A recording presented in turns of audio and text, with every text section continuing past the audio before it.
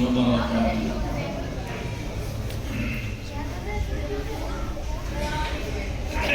بیٹے بچے سلام کیا نا، موبائل میں فوٹو دیکھ رہے ہو، مسجد ہے نیچے کرو موبائل.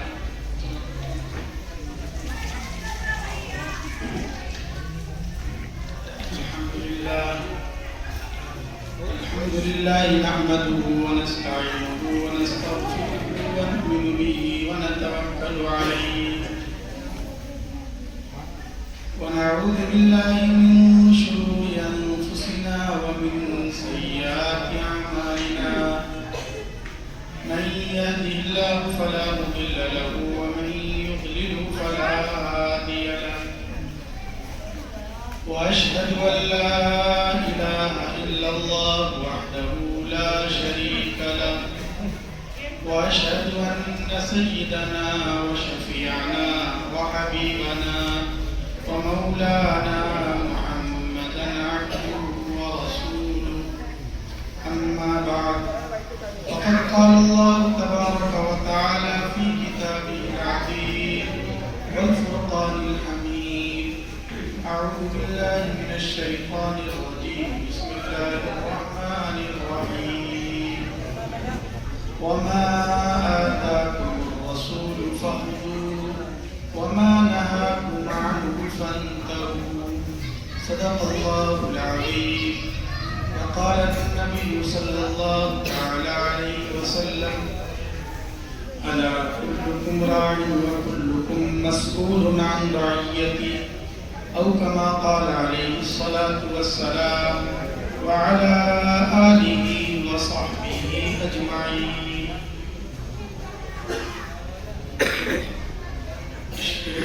تشریف فرما گرامی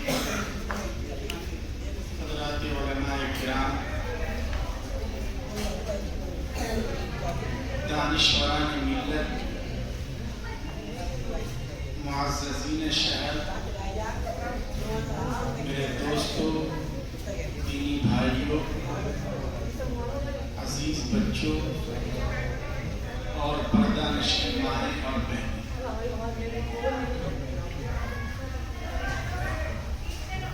خوشی اور مسرت کی بات ہے کہ آج ہم لوگ دین کی نسبت پر، قرآن مقدس کی نسبت پر اور اسلام کی نسبت پر منعقد ہونے والے اس پروگرام کا حصہ بنتے ہیں. آپ حضرات قابل مبارکباد ہیں کہ آپ کا اس مدرسے سے تعلق ہے، اللہ کے نیک بندوں سے تعلق ہے، قرآن کریم پڑھنے اور پڑھانے والوں سے تعلق ہے، اور یہ تعلق ہونا بہت ضروری ہے. ان مدرسوں میں کیا ہوتا ہے؟ ان مدرسوں کا مشن کیا ہے؟ انہیں کیوں قائم کیا گیا ہے؟ دیکھیے، ہمارے اور آپ کے پاس جو سب سے قیمتی سرمایہ ہے وہ کیا ہے؟ وہ ایمان کا سرمایہ. ایمان سے بڑھ کر تو کوئی دولت نہیں ہے نا. آدمی کے پاس سب کچھ ہو لیکن ایمان نہ ہو، بیکار ہے، جہنم میں ہی ہے. لیکن اگر دنیا کے اعتبار سے کچھ نہیں، ایمان کا چراغ اس کے سینے میں جل رہا ہے، تو کبھی نہ کبھی جنت کے دروازے ضرور اس کا استقبال کریں.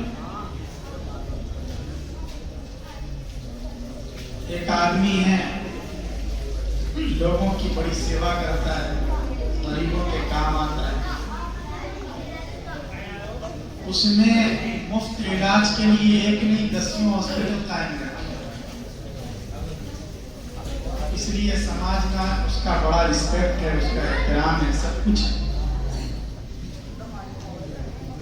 لیکن اس کے پاس ایمان نہیں ہے.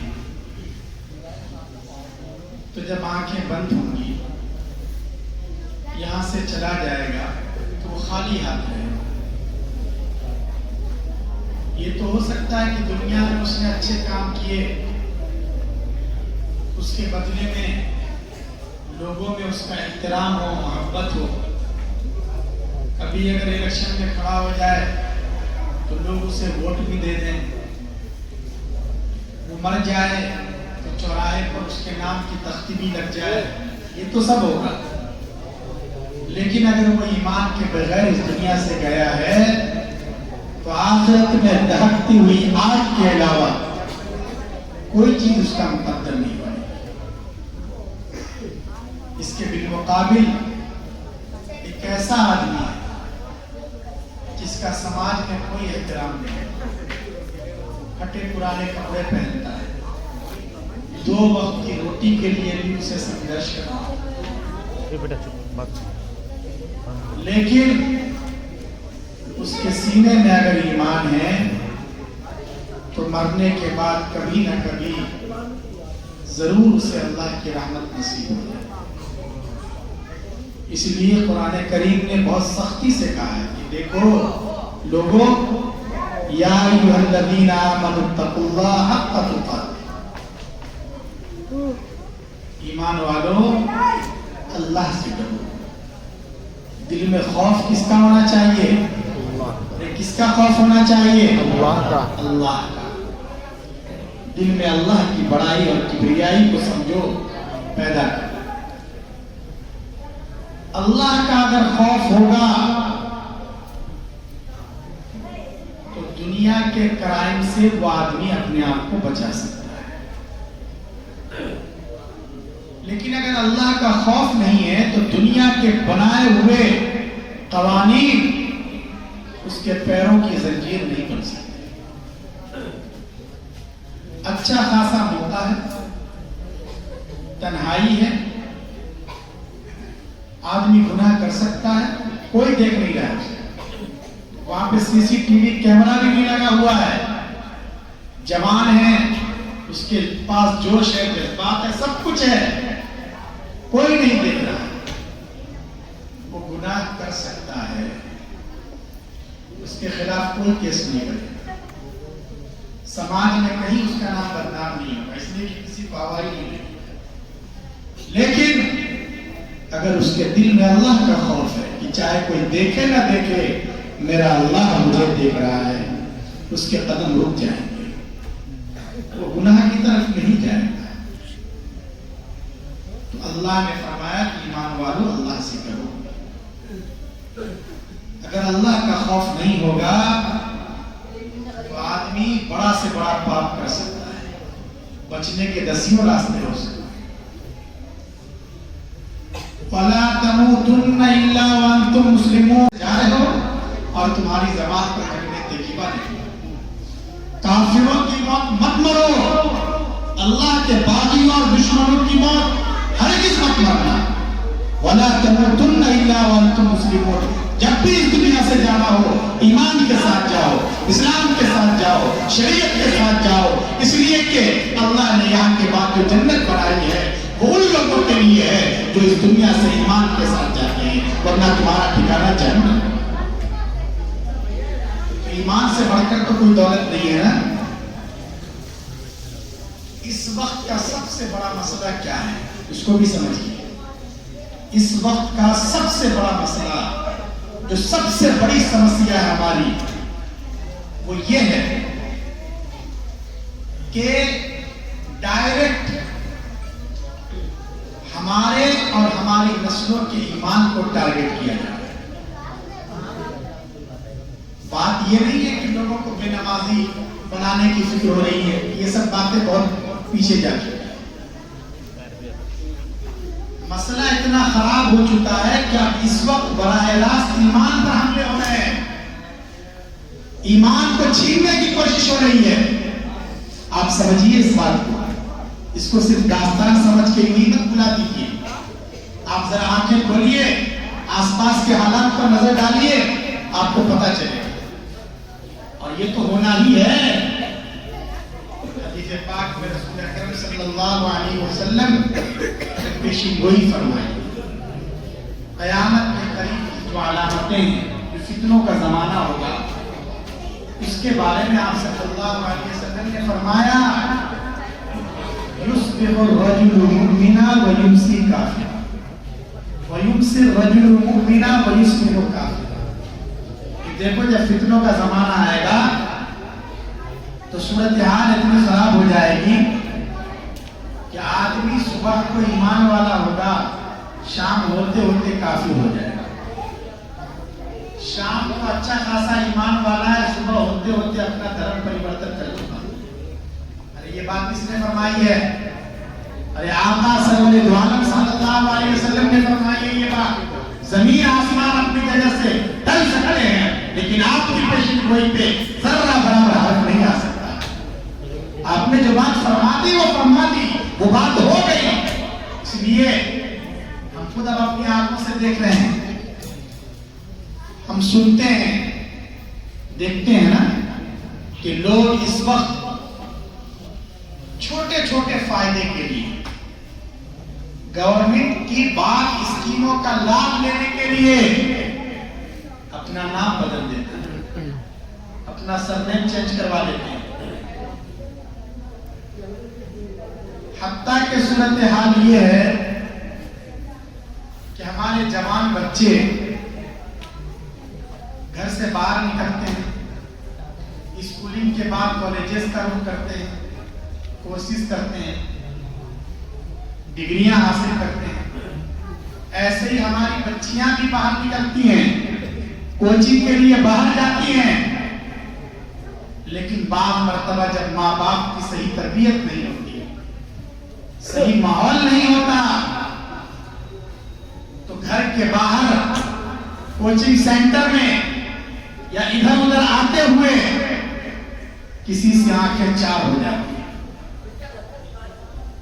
پھر اس کے عشق اور محبت کا بھوت ایسا اس کے دماغ پر سوار ہوتا ہے کہ اسے پھر اپنے خاندان کی عزت کی کوئی پرواہ نہیں ہے۔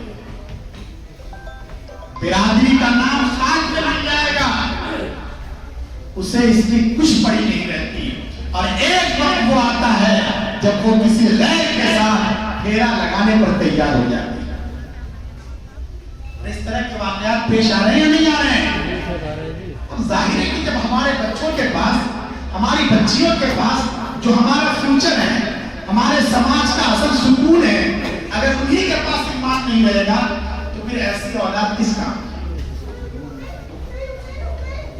اس لیے لوگوں اپنی اور اپنے نسلوں کے ایمان کی حفاظت کی فکر کرو۔ مدرسوں کا مشن اصل حفاظت ایمان ہے۔ دارالعلوم دیوبند جو قائم ہوا تھا، کیوں قائم ہوا؟ لوگوں میں عام طور سے یہی مشہور ہے کہ انگریز آئے تھے اس دیش میں تاکہ سونے کی چڑیا ہے ملک، اس کو لوٹ کے لے جائیں، یا کوئی ہیرا تھا اس کو لوٹنے کے لیے آئے تھے۔ لیکن یہ آدھا سچ ہے، پورا سچ یہ نہیں ہے۔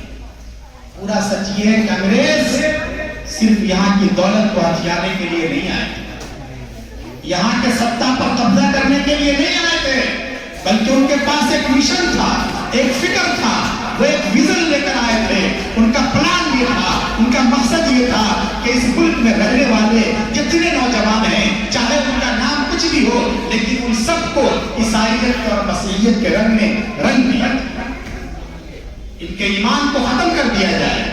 چنانچہ جہاں جہاں انگریزوں کا اقتدار قائم ہوتا تھا، وہ پادریوں کے پلٹن اتار دیا کرتے تھے۔ آپ اس وقت کی میرٹھ کی ہسٹری کو پڑھیے، میرٹھ کا اس سے بڑا کردار رہا ہے۔ یہاں کے لوگوں کے لیے کیسی کیسی پریشانیاں کھڑی کر دی گئی تھی۔ آگرہ میں جا کر اس وقت آپ دیکھتے، وہاں پادریوں کی محنت کی وجہ سے کئی مسلم محلے مرتد ہو گئے۔ تو انگریز در حقیقت ایک مشن لے کر آئے تھے۔ دارالعلوم دیوبند اسی مشن کے خلاف کھڑا ہوا کہ نہیں، ایسا نہیں ہونے دیا جائے۔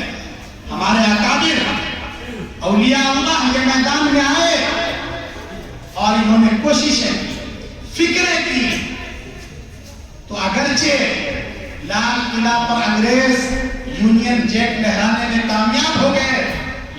کا یہ خواب پورا نہیں ہو سکا کہ اس دیش سے ایمان کو اور مسلمانوں کو ختم کر دیا جائے. دارالعلوم دیوبند اور اس کی برکت سے دعوت و تبلیغ نے جو جنم لیا اور ڈگر ڈگر نگر نگر اور جو مدرسے قائم ہوئے, آج ان کی برکات ہے کہ الحمدللہ یہاں مسلمان زندہ ہیں, ایمان زندہ ہے, مسجدیں زندہ ہیں, مدارس کے بڑے بڑی اونچی عمارتیں زندہ ہیں, اور انشاءاللہ مسلمان آئندہ بھی اس دیش میں پوری عظمت کے ساتھ, پوری قوت کے ساتھ, اپنے شاعر کے ساتھ انشاءاللہ زندہ رہے گا.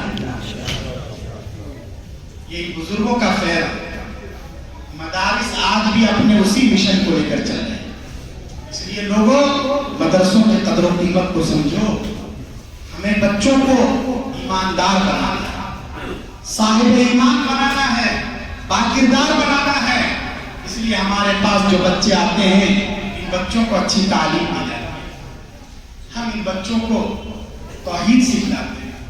ظاہر ہے کہ جب ایمان پر حملہ ہو رہا ہے تو اب صرف یہ کافی نہیں ہے کہ آپ اپنے بچوں کو سونے سے پہلے اور سو کر اٹھنے کی دعائیں یاد کرائیں, کھانے کے بعد کی دعائیں یاد کرائیں. یہ کافی نہیں ہے. نماز کے فرائض یاد کرائیے, نماز کی سنتیں یاد کرائیے.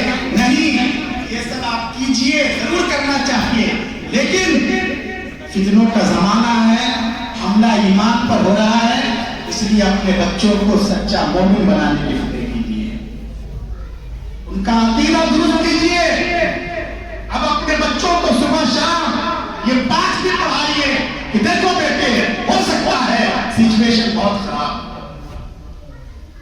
تم کہیں گر جاؤ, تم وہاں اکیلے ہو, تمہارے پیر توڑ دیے جائیں, تمہارے ہاتھ کاٹ دیے جائیں, تمہارے جسم کے ٹکڑے ٹکڑے کر دیے جائیں, لیکن پھر بھی تمہاری زبان پر احد احد ایک اللہ کا نام ہونا چاہیے. اپنے بچوں کو صبح شام یہ پاٹ نہیں پڑھائیں. اگر ان کا عقیدہ توحیدی مضبوط نہیں ہوگا تو پھر یہ نمازیں کس کام کی, یہ روزے کس کام آئیں گے. اس لیے اپنے بچوں کا عقیدہ درست کیجیے. عقیدے میں 3 بنیادی چیزیں ہیں. ایک ہے توحید کا عقیدہ, اور نمبر 2 رسالت کا عقیدہ, اور نمبر 3 آخرت کا. 3 بہت بنیادی چیزیں. اس کے بغیر آدمی مسلمان ہی نہیں رہے گا. ہم اپنے بچوں کو اللہ کی کبریائی اور اللہ کی عظمت کے بارے میں بتائیں, رسالت کے بارے میں بتائیں. آقا صلی اللہ علیہ وسلم کو جیسے نبی ماننا ضروری ہے, ایسے ہی یہ بھی ضروری ہے کہ آپ آخری نبی, آپ کے بعد کوئی نبی نہ آیا ہے نہ آئندہ آئے گا. اگر کوئی آپ کے بعد نبوت کا دعویٰ کرتا ہے وہ اس دھرتی پر, اس آکاش کے نیچے دنیا کا سب سے بڑا جھوٹا اور مکار انسان. یہ بچوں کا عقیدہ درست ہے, آخرت کے بارے میں بات ہے. ورنہ یاد رکھیے بچے ہمارے پاس امانت ہیں. اگر یہ بگڑتے ہیں, غلط راہ پر جاتے ہیں تو ہماری خیر نہیں ہے. کل قیامت کے دن پہلے ہماری گردن ناپی جائے گی. اس لیے بچوں کے سلسلے میں بہت زیادہ آدمی کو حساس ہونا چاہیے. سوچنے کی بات کیا ہے, اصل چیز دین ہے. دین کی اہمیت کو سمجھیے, قرآن کریم کی اہمیت کو سمجھیے. 80 سال کا ایک آدمی ہے, بوڑھا آدمی, اس کا آخری وقت آ رہا ہے. جوانی بہت اچھے انداز میں گزری, زندگی پر اس نے سنگھرش کیا, جدوجہد کی, محنت کی. ایک ہی بیٹا, اسی کے لیے سب کچھ کیا. اچھی خاصی پراپرٹی بھی ہے, اچھا سا بنگلہ بھی ہے, شاندار قسم کی گاڑی بھی ہے, نوکروں کی ایک فوج بھی ہے, سب کچھ. وہ اس دنیا سے جا رہا ہے. اسے نہلا دھلا کر, اس کا جنازہ اٹھا کر لوگ لے گئے اور نماز جنازہ کے لیے صف بندی ہوئی. صف میں لوگ کھڑے. اس کا جو لاڈلا تھا ایک لوتا, جس کے لیے اس نے پوری زندگی اپنی قربان کر دی, اس نے اس کو اچھی سے اچھی ڈگری دلائی, یہاں سے لے کے انگلینڈ تک اس کو پڑھایا لکھایا, سب کچھ کیا. لیکن اسے دین نہیں سکھایا تھا، نماز کے بارے میں نہیں بتایا تھا.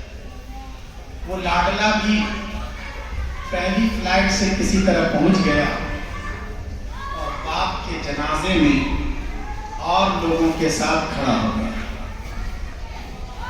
لیکن اللہ کے اس بندے کو یہی پتا نہیں ہے کہ نماز جنازہ پڑھنے سے پہلے وضو بھی کرنا. جیسے آیا ہے ایئرپورٹ سے ایسے ہی سوٹ بوٹ کے ساتھ ایسے ہی آگے کھڑا ہو گیا. اس نے دیکھا کہ اور سب لوگ کھڑے ہیں، وہ بھی کھڑا. اس لاڈلے کو یہی پتا نہیں ہے کہ ابا میاں کی نماز جنازہ میں کون سی دعا پڑھنی ہے. کیا فائدہ ایسی اولاد سے؟ اس نے پوری زندگی بیکار کر دی نا. جس کے لیے اس نے سب کچھ کیا، اسے نماز جنازہ پڑھنے کا طریقہ معلوم نہیں ہے، جنازے کی دعا تک یاد نہیں ہے. وہ اولاد مرنے کے بعد، آنکھ بند ہونے کے بعد آخر اس کے کس کام؟ اس لیے لوگوں اپنے بچوں کو دیندار بناؤ، دین سکھلاؤ، آخرت کے بارے میں بتلاؤ، انہیں قرآن کریم پڑھاؤ. ورنہ یاد رکھیے، اگر ہم نے اپنے بچوں کو دین نہیں سکھایا، ایسے مکاتب اور مدرسوں کے حوالے نہیں کیا، ہم اپنی چوکراہٹ میں رہیں. ہمارے پاس سورسز کی کمی نہیں ہے، ہمارے پاس پیسہ ہے، سب کچھ ہے. اس لیے شہر کے اچھے اسٹینڈرڈ کے انگلش میڈیم اسکول میں ہم نے اپنے لاڈلے کا ایڈمیشن کرا دیا، لیکن ہم نے اسے قرآن نہیں پڑھایا، ہم نے اسے توحید کے بارے میں کچھ نہیں بتایا، مرنے کے بعد والی زندگی کے بارے میں کچھ نہیں بتایا. کل کو بڑی سے بڑی ڈگری لے لیتا ہے، وہ بڑے عہدے پر پہنچ جاتا ہے، لیکن چونکہ ہم نے اسے دین نہیں سکھلایا، اس لیے اگر وہ کل کو کھڑے ہو کر پیشاب کرتا ہے، اور ایسا کر سکتا ہے جب اس کے پاس دین ہی نہیں ہے، اگر وہ کھڑے ہو کر پیشاب کرتا ہے، اگر وہ سوریہ نمسکار کرتا ہے، اگر وہ بھارت کی وندنا کرتا ہے، اگر وہ کفر کرتا ہے، شرک کرتا ہے، جس کی پاداش میں اسے جہنم کی دہکتی ہوئی آگ کے حوالے کیا جاتا ہے، تو یاد رکھیے وہ تنہا ہرگز جہنم میں نہیں جائے، بلکہ اپنے ساتھ اپنے پیارے ماں باپ کو بھی گھسیٹ کر لے جائے گا. جتنا بڑا پاپی وہ ہے، اس سے بڑے مجرم اس کے دادا ہیں، اس کے چچا ہیں، اس کے ابا ہیں. انہیں بتانا چاہیے تھا کہ بیٹے ہم مسلمان ہیں، ہم ایک اللہ کے علاوہ دنیا کی کسی طاقت کے آگے، کسی درخت کے آگے، کسی گنگا کے آگے، اور کسی سورج کے آگے، کسی دیش کے آگے ہم اپنا سر نہیں جھکا سکتے. یہ بتانا چاہیے تھا، کیوں نہیں بتایا؟ اگر وہ مجرم تو اس کے ساتھ اس کے گارجین بھی مجرم. الا کلکم راع وکلکم مسئول عن رعیتہ. اس لیے اپنے بچوں کو دیندار بنانا، اس کی فکر کرنا، یہ ہر ماں باپ کا فرض ہے. فرض اس کا یہ مطلب نہیں کہ ہم یہ کہہ رہے ہیں کہ آپ بچوں کو اسکول میں نہ پڑھائیں. بہت سی مرتبہ لوگ کچھ کیا کچھ سمجھ لیتے ہیں. بھائی ہم یہ نہیں کہہ رہے کہ آپ اپنے بچوں کو سائنس نہ پڑھائیں، آپ اپنے بچوں کو ٹیکنالوجی نہ سکھلائیں. کیوں؟ ہم یہ بات ہرگز نہیں کہتے، اس لیے کہ ہماری قوم کو صرف عالموں کی ضرورت نہیں ہے، ہماری قوم کو صرف حافظوں کی ضرورت نہیں ہے، ہماری قوم کو صرف قاریوں کی ضرورت نہیں ہے، ہماری قوم کو صرف مفتیوں کی ضرورت نہیں ہے. ہماری قوم کو اچھے ڈاکٹرز بھی چاہیے، اچھے لائرز بھی چاہیے، اچھے بزنس مین بھی چاہیے، اچھے انجینئرز بھی چاہیے، اچھے ڈگری ہولڈرز بھی چاہیے. لیکن ہم جو بات آپ سے کہنا چاہتے ہیں وہ یہ کہ آپ اپنے بچے کو کچھ بھی بنائیں، کسی بھی بڑے عہدے پر پہنچا دیں، لیکن اس کے دل میں اور دماغ میں یہ بات بٹھا دیں کہ وہ پہلے اور آخری نمبر پر صرف اور صرف محمد عربی صلی اللہ علیہ وسلم کا غلام ہے، اور یہی اس کی سب سے بڑی پہچان ہے. ہم آپ سے یہ ریکویسٹ کر رہے ہیں. اس لیے اپنے بچوں کی آخرت کو بنانے کی فکر کیجیے. ابتداء کی آندیاں چلنے والی ہیں، کچھ نہیں کہا جا سکتا کیا.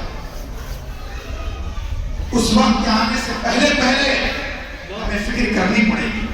ورنہ آپ دیکھ لیجیے، جہاں بچوں کی صحیح تعلیم اور تربیت کی فکر نہیں ہوتی ہے، وہاں کتنا خراب ماحول ہو رہا ہے. ہمارے سماج میں آگ لگی ہے، وہاں ہمارے نوعمر بچے عمر بھی زیادہ نہیں ہوئی ہے، لیکن چونکہ وہاں دعوت کا، قرآن کریم کا، مدرسے کا، مکتب کا، دین کا کوئی اچھا ماحول نہیں ہے، تو وہاں بچے کتنی تیزی سے ہمارے ہاتھوں سے پھسل جاتے ہیں۔ 12-13 سال کے بچے کچی عمر میں ہی کیا کرتے ہیں؟ یہ گٹکا کھاتے ہیں، تمباکو کھاتے ہیں، سگریٹ پیتے ہیں۔ حد تو یہ ہے کہ اس کچی عمر میں ہماری قوم کے یہ معمار نشہ کرنا شروع کر دیا۔ اس لیے ہمیں اپنے بچوں کی تعلیم اور تربیت پر دھیان دینا اور اس کی فکر کرنا یہ بہت زیادہ ضروری ہے، تاکہ یہ برائیوں سے اپنے آپ کو بچا سکیں اور ماں باپ کی آنکھوں کی ٹھنڈک مل سکے۔ اور یاد رکھیے، بچوں کو نیک بنانا ہر ایک کی ضرورت ہے۔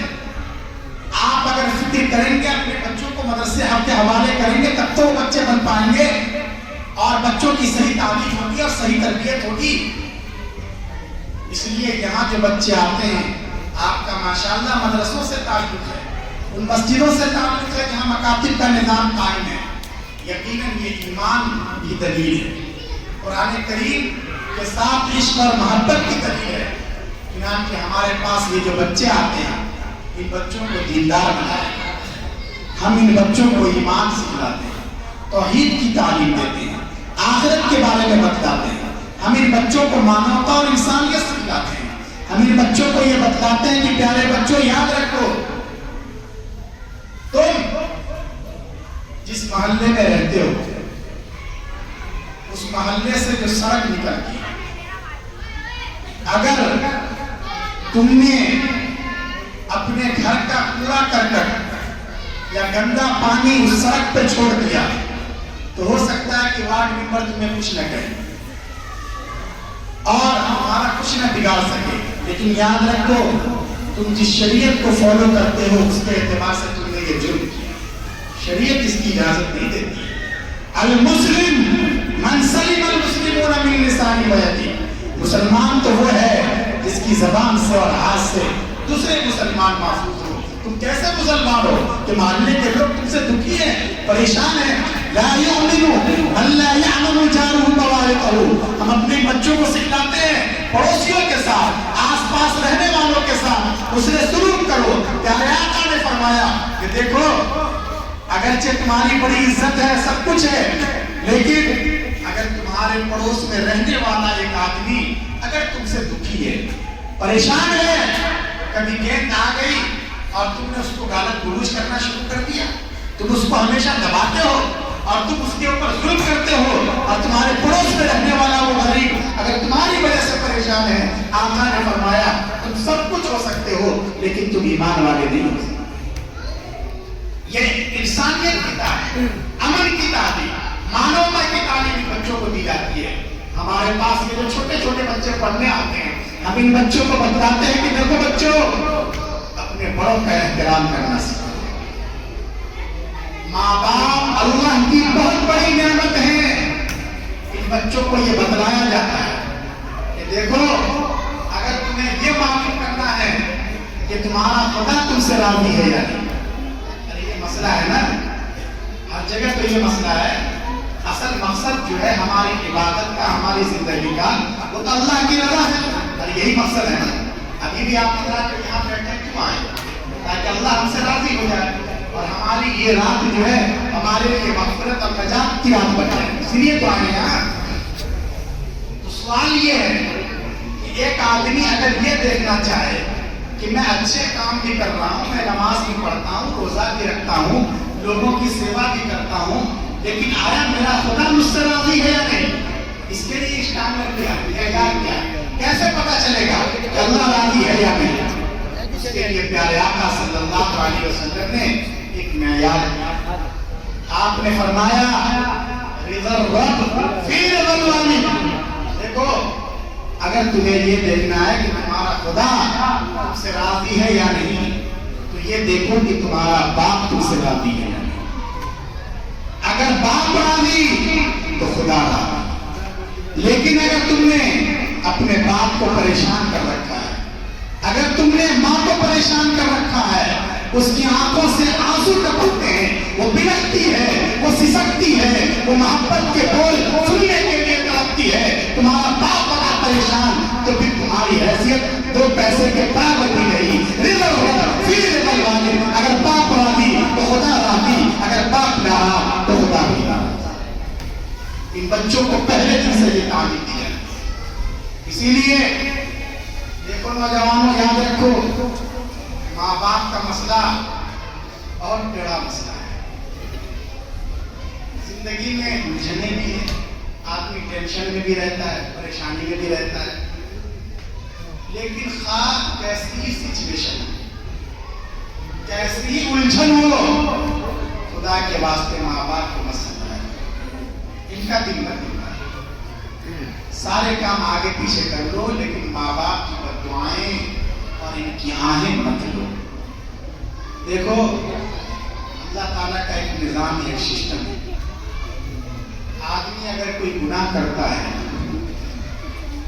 تو اللہ غفور رحیم ہے، کبھی تو اس گناہ کی سزا دیتے ہی نہیں، معاف کر دیا، چلو بندے بندے معاف کر۔ اللہ کے پاس اس کا اتھارٹی ہے، پاور ہے، کوئی پوچھ نہیں سکتا، تو اللہ معاف کر دیتا ہے۔ کبھی ایسا ہوتا ہے کہ کوئی گناہ ذرا سخت ہوتا ہے تو اللہ معاف تو نہیں کرتے، لیکن ابھی سزا بھی نہیں دیتے، اس کو ٹال دیتا ہے، بعد میں نہیں کرتے۔ لیکن یاد رکھیے، ماں باپ کو ستانا اتنا بڑا پاپ ہے کہ اللہ پاک اس گناہ کو نہ تو معاف کرتے ہیں نہ اسے ٹالتے ہیں، بلکہ اگر کوئی اپنے ماں باپ کو ستاتا ہے، پریشان کرتا ہے، ان کی بددعائیں لیتا ہے، تو مرنے سے پہلے پہلے اسی دنیا میں اسے دوسروں کے لیے نمونے عبرت بنا دیتے ہیں۔ آپ دیکھ لیجئے، سنا صاحب بہت پریشان ہے اپنی بہوؤں اور بیٹیوں سے۔ آپ 20 سال پہلے جائیے، پتہ چلے گا جوانی میں اس نے بھی اپنے باپ کو بہت پریشان کیا، بہت دھکے دیا۔ تو اللہ دوسرے گناہوں کو معاف کر دیتے ہیں، آخرت تک ٹال دیتے ہیں، لیکن اس گناہ کو معاف نہیں کرتے۔ اس لیے کبھی بھی ماں باپ کے سلسلے میں اس طرح کی کوتاہی کا ارتکاب نہیں کرنا چاہیے۔ تو بہرحال ان بچوں کو اچھے اخلاق سکھلائے جاتے ہیں، اچھا انسان بنانے کی کوشش کی جاتی ہے۔ آپ حضرات قابل مبارکباد ہیں کہ آپ کا ان اداروں سے اور ان مدرسوں سے تعلق ہے، اچھے لوگوں سے تعلق ہے، اور آپ حضرات اپنی اولاد کے تئیں فکر مند ہیں، اپنی اولاد کو نیک بنانا چاہتے ہیں۔ سبھی حضرات چاہتے ہیں نا اپنی اولاد کو نیک بنانا۔ جو ہے میرا وقت ابھی 10 منٹ اور رہ گیا، اس لیے میں آخری بات لے کر اپنی بات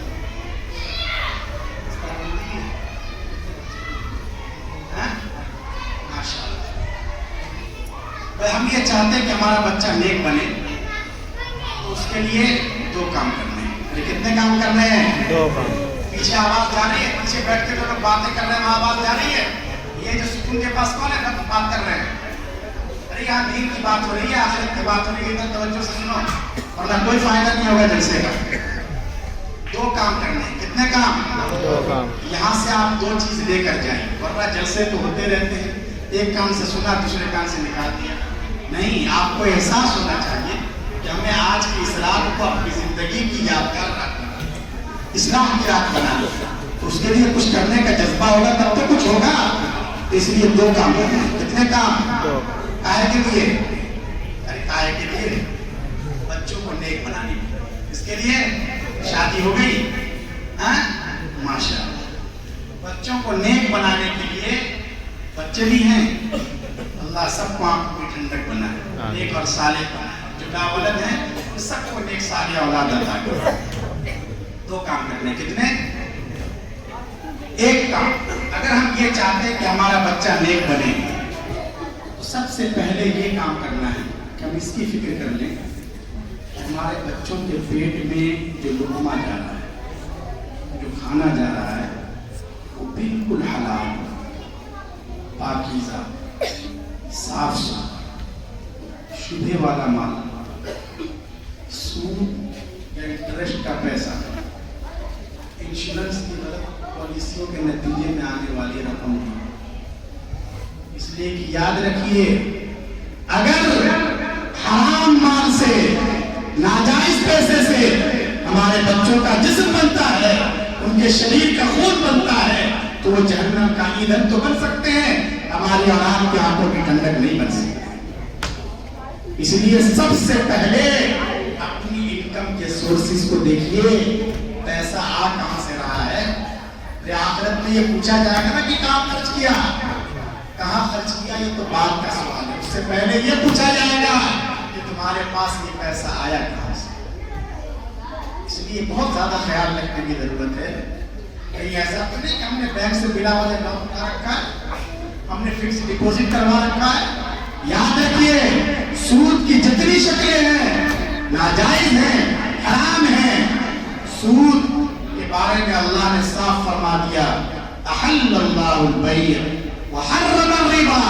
لوگوں یاد رکھو، اللہ نے کاروبار کی اجازت دی ہے، آپ بزنس کیجئے، آپ کپڑے کی تجارت کیجئے، آپ بڑے سے بڑے مال کھول لیجئے، ارے کچھ نہیں تو جا کر کھیت میں کام کیجئے، اپنی لاری پر اور ٹھیلے پر کچھ کیلے رکھ کر گلیوں میں گھوم گھوم کر اسے بیچ کر اپنا پیٹ پالنے کی کوشش کرو۔ شریعت نے اس کی اجازت دی ہے، وحرم الربا، لیکن اللہ نے سود کو بالکل بین کر دیا ہے، بالکل اجازت نہیں ہے۔ جو سود لیتا ہے، جو سود دیتا ہے، جو سود کے لین دین میں گواہ اور ایجنٹ کی حیثیت سے اس فارم پر سگنیچر کرتا ہے، ان سب پر اللہ کی لعنت ہے۔ اس لیے اس سے بچنا اور اپنے آپ کو بچانا بہت ضروری ہے۔ سب لوگ فکر کریں گے انشاءاللہ بچنے کی؟ اگر فکر کریں گے، بہت سی مرتبہ لوگ یہ کہتے ہیں کہ مولانا کو شہر کے حالات کیا معلوم، آپ مارکیٹ میں آئیے تو پتہ چلے کہ سود کے بغیر کچھ بھی نہیں ہو سکتا۔ اللہ نے اس کا حل بتایا، اللہ نے فرمایا کہ دیکھو اگر تم بچنا چاہتے ہو، وَمَن يَتَّقِ اللَّهَ يَجْعَلْ لَهُ مَخْرَجًا، اللہ کا ڈر، اللہ کی عظمت اپنے دل میں پیدا کرو، اللہ تمہارے لیے راستہ نکالے۔ اللہ کے وعدوں پر یقین ہونا چاہیے نا۔ ہمیں اس کی فکر کرنی ہے کہ ہمارے بچوں کے پیٹ میں غلط مال نہ جائے۔ اور جیسے ابھی ہمارے عزیزوں نے نظم میں ایک شعر پڑھا، کبھی ایسا بھی ہوتا ہے کہ ہمارے گھروں میں ناحق مال، ناجائز مال آتا رہتا اور ہمیں احساس نہیں ہوتا۔ جیسے میرے جیسے آدمی کو احساس نہیں، میں یہ سمجھ رہا ہوں کہ میں تو نماز پڑھتا ہوں، میں تو روزہ بھی رکھتا ہوں، میں تو مولانا سے پوچھ کر مسئلے پر عمل کرتا ہوں، میرا بچہ حافظ قرآن ہے، اس لیے میرے گھر میں کوئی حرام مال پکڑا ہوگا، کسی کا حق مار کر میرے گھر میں آ جائے گا، ایسا ہو نہیں سکتا۔ ارے میں یہ سوچتا ہوں نا، لیکن کبھی ایسا ہوتا ہے۔ کیسے ہو رہا ہے؟ اس لیے کہ میں بھول رہا ہوں۔ کیا بھول رہا ہوں میں؟ جس وقت میرے دادا جان کا انتقال ہوا تھا، اس وقت میرے ابا تھے اور میرے چچا تھے۔ انہوں نے دادا جان کے مرنے کے بعد ان کی ساری پراپرٹی کو، زیادہ تو کچھ کھانی، بس کچھ کھیت وغیرہ تھے، اس کو آپس میں تقسیم کر دیا۔ بینک میں تھوڑے بہت پیسے تھے، اس کو بھی آپس میں تقسیم کر دیا۔ کس نے تقسیم کیا؟ میرے ابا نے اور میرے تایا نے، میرے چچا نے۔ حالانکہ اس میں ہماری پھوپھیوں کا بھی تو حق تھا، میرے دادا کی بیٹیوں کا بھی تو حق تھا، انہیں کچھ نہیں کیا۔ اور ان کا یہ حق گاؤں کی پنچایت نے نہیں دے رکھا ہے، پارلیمنٹ نے نہیں دیا ہے، اللہ رب العزت نے قرآن مقدس نے انہیں یہ حق دیا ہے۔ اور یہ وراثت کا حق عورتوں کے لیے ایسا حق ہے کہ آپ اس مسئلے کو یاد رکھیے۔ اگر کوئی پھوپھی یا بہن یہ کہتے کہ مجھے اس مال سے میرا حصہ نہیں چاہیے، اس کہنے کے باوجود بھی اس کا ادھیکار اور اس کا حق باقی رہتا ہے، ایسا باقی نہیں۔ لیکن آج تک اس کھیت سے جس میں میری پھوپھیوں کا بھی حق تھا، میری بہنوں کا بھی حق تھا، اس کھیت سے آمدنی ہو رہی ہے، اسی دکان سے انکم ہو رہی ہے، اسی پیسے سے پیسے بن رہے ہیں، اور ہم بھی فائدہ اٹھا رہے ہیں اور سب لوگ فائدہ اٹھا رہے ہیں۔ ارے تو کسی کا حق مار کر ہی تو کھانا ہوا یہ۔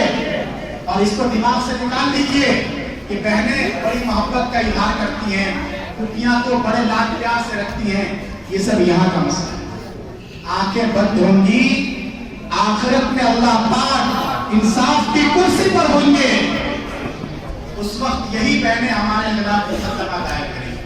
کہ یہ ہے ہمارے ظالم بھائی جنہوں نے دنیا میں ہمارا حق مار دیا تھا. اس لیے لوگوں اس دن کے آنے سے پہلے پہلے ہر ایک کا حق ادا کرو. ارے فکر کریں گے اس کے بارے میں؟ اتنا آسان نہیں ہے. عجیب و غریب بات ہے.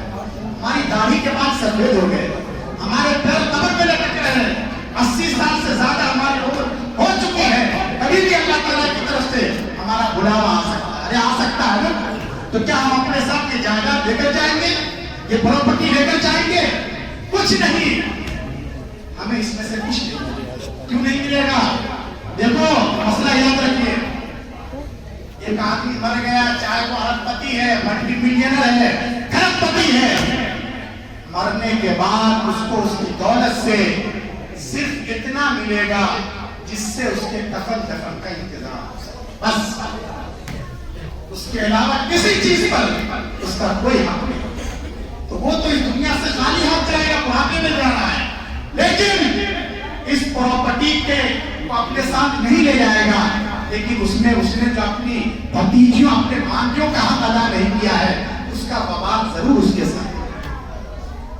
اس لیے اس دن کے آنے سے پہلے پہلے ہر ایک کو اس کی فکر کرنی چاہیے کہ میں قبر میں اس طرح جاؤں کہ میری گردن پر کسی اور کے گناہوں کا بوجھ نہ ہو. سبھی لوگ فکر کریں گے انشاءاللہ. تو ایک کام یہ کرنا ہے, اگر اپنے بچوں کو نیک بنانا ہے, کیا کرنا ہے؟ اپنے انکم کے سورسز کو دیکھیے, آمدنی کے ذرائع کو. دوسرا کام یہ ہے, اگر ہم چاہتے ہیں کہ نیک بنے تو دوسرا کام ہمیں یہ کرنا ہے کہ ہم خود بھی نیک بنیں. کیا کریں؟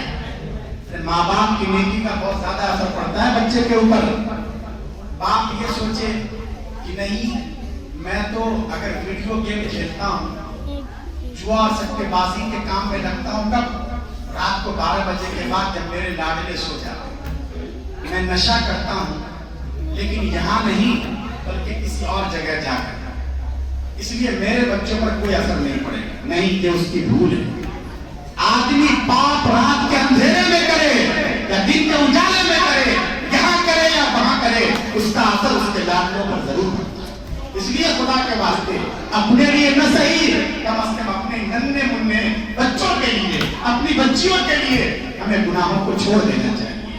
ہم کسی کا دل نہ دکھائیں, ہم جھوٹ نہ بولیں, ہم کسی کا حق نہ ماریں, ہم نماز میں کوتاہی نہ کریں. دیکھیے اگر ہم نیک ہوں گے تو اللہ تعالیٰ ہماری اولاد کو بھی آباد رکھیں گے, شاد رکھیں گے, اور ان کو پھلتا اور پھولتا رکھیں گے. اس لیے باپ کے اچھے اخلاق کا, ماں کے کردار کا بہت زیادہ اثر پڑتا ہے. جتنے بڑے بڑے لوگ ہوئے ہیں, حضرت خواجہ معین الدین چشتی اجمیری رحمۃ اللہ علیہ, اور خواجہ نظام الدین اولیاء رحمۃ اللہ علیہ, حضرت نانوتوی رحمۃ اللہ علیہ, حضرت مدنی مولانا الیاس صاحب کاملوی رحمۃ اللہ علیہ, یہ سب وہ لوگ ہیں, یہ جو بڑے بڑے ہیں, یہ سب وہ ہیں جن کی مائیں بہت نیک تھی. ان کی ماؤں نے اپنی چھاتیوں سے انہیں دودھ اس وقت پلایا تھا جب وہ باوضو ہوا کرتا تھا. وہ اپنے پیٹ میں حرام لقمہ نہیں جانے کیا کرتی تھی. اس لیے ان کی گود سے جنم لینے والے یہ بچے نہیں بلکہ قوم کے ہادی اور معمار. لیکن اس وقت کی صورتحال کیا ہے؟ 2 سال پہلے شادی ہوئی ہے, اچھی خاصی نئی نویلی دلہن ہے, لیکن جیسے ہی دیکھیے گھر کے کام کاج کے بعد جیسے ہی موقع ملے گا فوراً بیڈ روم میں جائے گی اور موبائل کے اسکرین پر اس کی دنیا تیزی کے ساتھ چل رہی ہے. وہ فلمیں دیکھ رہی ہے, گانے سن رہی ہے, سیریل دیکھ رہی ہے. کہیں اللہ اللہ نہیں, ذکر نہیں, تسبیح نہیں, نماز نہیں, تلاوت نہیں. یاد رکھیے ایسی خاتون کے پیٹ سے جس کے اندر شرم نہیں, حیا نہیں, بغیر پردے کے, جو شاپنگ کے لیے ادھر ادھر جاتی ہے, بہت کے سامنے اپنی زبان انچی کی طرح چلاتی ہے, ایسی عورتوں کے کوکھ سے جو جنم لیتے ہیں وہ عام طور سے شیطان تو ہوتے ہیں, اچھے انسان نہیں ہوتے. اس لیے اگر ہمیں اپنے بچوں کو ٹھیک کرنا ہے, بچوں کو دیندار بنانا ہے, تو ماں باپ کو بھی اپنے کردار کو ادا کرنا پڑے گا. بہرحال یہ 2 باتیں سبھی حضرات اس کے بارے میں فکر کریں گے انشاءاللہ. میرا وقت پورا ہوا. میں دل کی گہرائیوں سے آپ سبھی حضرات کا شکر گزار ہوں, اور خاص کر یہ جو ہمارے ساتھ یہ 8 طلبہ جنہوں نے قرآن کریم مکمل کیا ہے, میں انہیں دل کی گہرائیوں سے مبارکباد پیش کرتا ہوں کہ اللہ نے انہیں یہ اعزاز عطا کیا ہے, ان کے سینے کو اپنے پاک کتاب کی حفاظت کے لیے قبول کیا ہے. یہ بہت بڑی بات ہے. آج ہم چاہے ان کی اہمیت کو سمجھیں نہ سمجھیں, آخرت میں یہ بڑے انمول ہیں. ایک دن ایسا آئے گا نا यहाँ की करेंसियां सब फेल हो जाएंगी, डॉलर भी काम नहीं आएगा, पाउंड भी धरे के धरे रह जाएंगे, ये 500 के जितने नोट है सब बेकार हो जाएंगे। लेकिन उस वक्त ये जो हिफ्ज़ कुरान वाली करेंसी है, ये करेंसी काम आएगी। अल्लाह फैसला कर देंगे, उसके खानदान के कुछ लोगों के लिए जन्नत का, ये अल्लाह के करीब जाएगा और कहेगा खुदाया मैं उस पाक किताब की अज़मत का वास्ता देकर आपसे गुजारिश करता हूँ कि आप इन पर फिर से नजर करम फरमा दीजिए। कुर्बान जाइए आप उस हाफिज़ कुरान की अज़मत पर कि अल्लाह पाक उस एक हाफिज़ की रिक्वेस्ट की वजह से अल्लाह पाक फिर से उसके दादा के लिए, दादी के लिए, नाना के लिए, नानी के लिए, खाला के लिए, फूफी के लिए, चचा के लिए अल्लाह पाक फिर से जन्नत का फैसला कर देंगे। ये है वो अज़मत वाले जिनको आप चाहे समझे न समझे, लेकिन अल्लाह के यहाँ इनका हाथ बहुत ज्यादा है। ये बच्चे काबिल मुबारकबाद, इनके वालिदैन काबिल मुबारकबाद, जिन्होंने सिर्फ आखिरत के लिए और अल्लाह की अज़मत के पेश नजर अपने बच्चों को हाफिज़ कुरान बनाया है। लेकिन इनसे ज्यादा, अरे इन बच्चों और इनके वालिदैन से ज्यादा काबिल मुबारकबाद कौन है? कौन है बताइए? इनके असातिज़े किराम। आप तो क्या करते हैं, अपने बच्चों को लाकर तालिब मुज़फ़्फ़र साहब के हवाले कर दिया, लेकिन ये असातिज़ा हैं जो दिन रात एक करते हैं, इन्हें डांटते हैं, इन्हें संवारते हैं, इन्हें बनाते हैं, इन्हें समझाते हैं कि जैसे मार्बल की घिसाई होती है उससे ज्यादा इनकी घिसाई करते हैं। तब ये इस काबिल होते हैं कि उलमा के हाथों और हजरत मौलाना शमशाद रहमानी साहब दामन बरकातहू कैसी अजीम शख्सियत के हाथों इनके सर पर दस्तार सजाई जाती है। इसलिए इनके असातिज़ा काबिल मुबारकबाद हैं, मदरसे के जिम्मेदारान और ट्रस्टीज काबिल मुबारकबाद हैं। और इसी तरह इस मौके पर सिर्फ ये तलबा नहीं, असातिज़ा नहीं, आप सभी हज़रात जो यहाँ से लेकर जो उधर टेक लगा के बैठे हैं वो भी आप भी काबिल मुबारकबाद हैं। वहाँ से लेकर जो हज़रात सामने बैठे हुए हैं और इधर तक जो सुनते हैं या नहीं सुनते हैं सब काबिल मुबारकबाद। क्यों? इसलिए कि आप हज़रात के ताउन से और आपकी मोहब्बत से ये मदरसे चलते हैं, यहाँ उफ़ाज़ तैयार होते हैं और इस्लाम की सरहदों की हिफाजत करने वाले इस्लाम के ये सिपाही और उलमा तैयार होते हैं। जरूरत इस बात की है कि इन मदरसों के साथ, दारुल उलूम के साथ और अपनी मिल्ली तंजीमों के साथ, दावत और तबलीग के साथ, खानकाहों के साथ, सुलहा के साथ, बुजुर्गों के साथ, कुरान मुक़द्दस के साथ हमारा जो ताल्लुक है ये ताल्लुक और ज्यादा मजबूत हो, मुस्तहकम हो। अल्लाह मुझे भी तौफीक दे, आप हज़रात को भी तौफीक अमल से नवाजें। आमीन। वाखिर दावाना अनिल हम्दुलिल्लाह।